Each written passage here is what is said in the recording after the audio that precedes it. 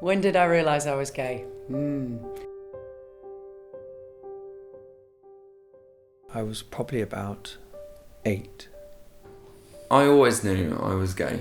I was 19. I was one of the fortunate ones because I didn't ever have that moment of coming out.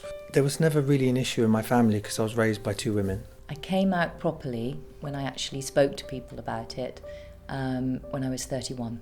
When I was about 26 years old, after having a secret 4-year relationship with a guy. I remember it as walking into my mum's room and I said, I don't like so-and-so. And she said, why? And I just went, my girlfriend's prettier than her anyway. I was living at home with my parents in Soho in the late 80s. It was my immediate family and friends. I was married to a man. I was in love with a woman. Thought maybe I'd be gay bashed in the street, people shout queer as I walk down the street. You know, I had all these fears in my head that all these horrible things were about to happen. As I'm an actor, there was more of a public interest. It wasn't until I was 30 when the News of the World ran a story on me. That was when the bisexual story was released to the public. I didn't come out. Part of my culture forbade that. My family's reaction was incredible. I had aunties and uncles who said it didn't matter. I was still the same person. I was still their Heather. The part of coming out for me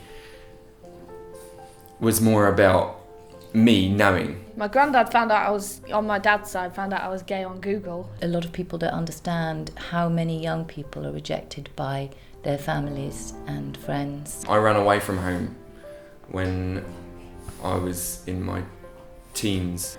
It was because I had to. It wasn't, it was for my own safety, to save my own life, really.